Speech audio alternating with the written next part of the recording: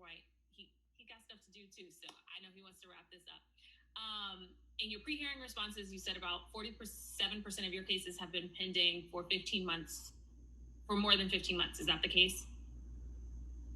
47% for more than 15 months. Are these commission cases or OHR cases? I think that might be commission cases. Okay, so let me ask it a different way.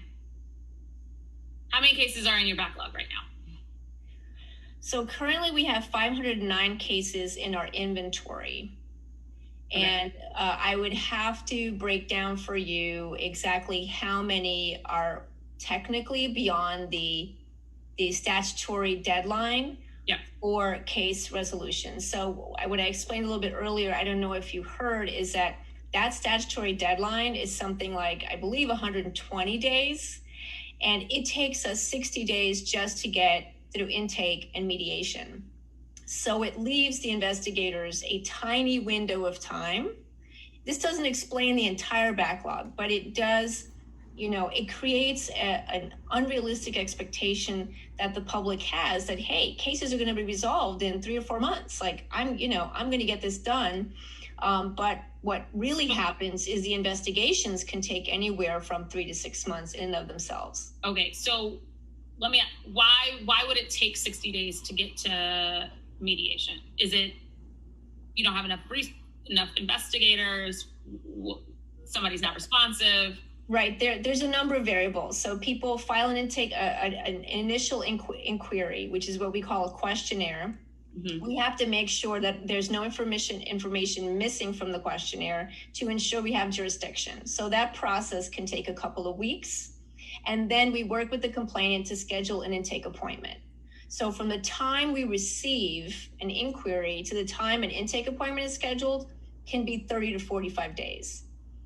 Once the intake is completed, the charge has to be signed and perfected, and then you have to go to mandatory mediation. Mm-hmm. Mediation is then scheduled when both parties are available, depending on the availability of mediators. So you're looking at another 30 days. So now you've got 60 to 75 days in the life of a case if everything goes beautifully. But I also gave the example that on any given week, we might have 10 intakes scheduled, but 2 people reschedule and 1 person didn't show up. So then we need to reschedule those. So yes, staffing is definitely, we can always use more staff, but I think it's not as linear a process as anyone would like, because life happens and people reschedule, and we have to be as human as we can in understanding the demands in people's lives right now. Okay, so as a director, and I know that you've just gotten back, but of the 509 cases that are in your inventory, what is the longest case that is currently pending for? The longest case. Okay, give me 1 second and I can pull that up for you. Okay.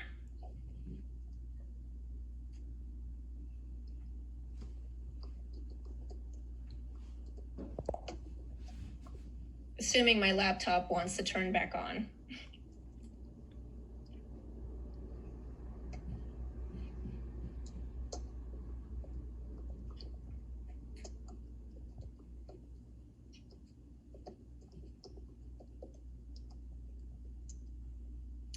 Okay, so this is broken down in terms of cases that are at least 3 years old.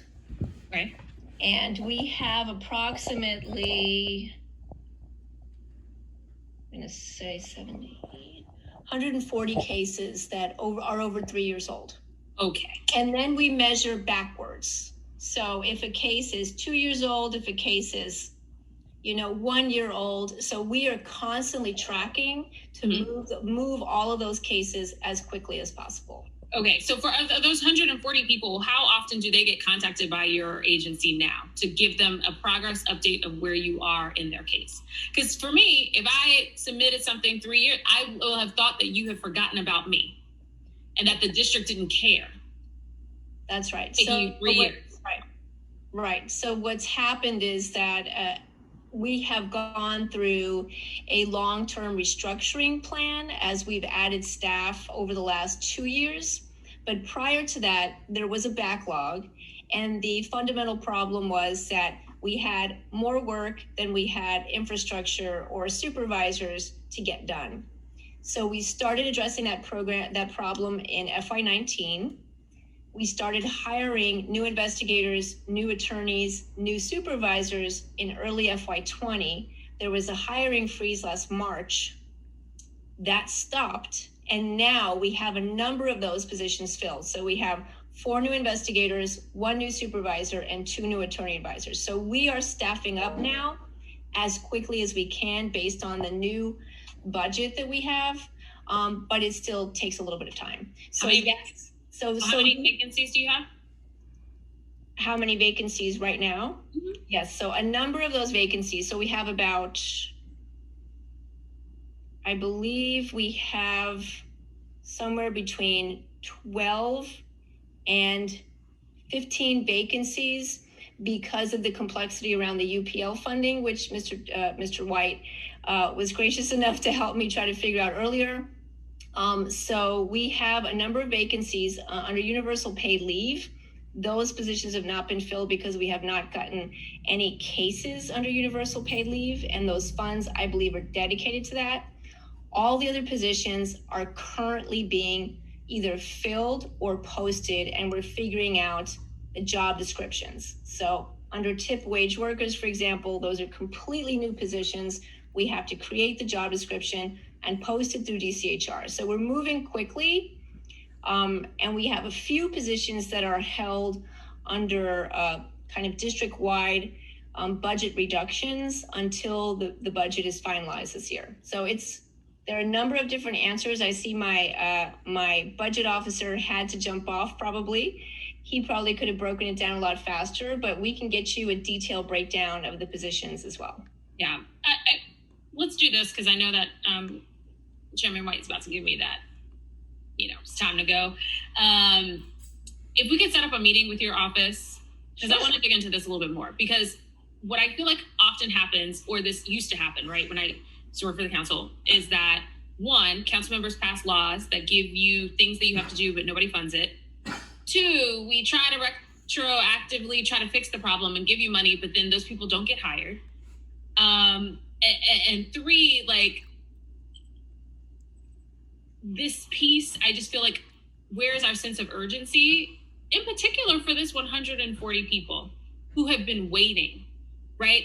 And many of them have gone on and moved on to other jobs and things like that for whatever the related case is, but they deserve some type of resolution from our government. And I feel like if nothing else, this should be a top priority of your office of how do we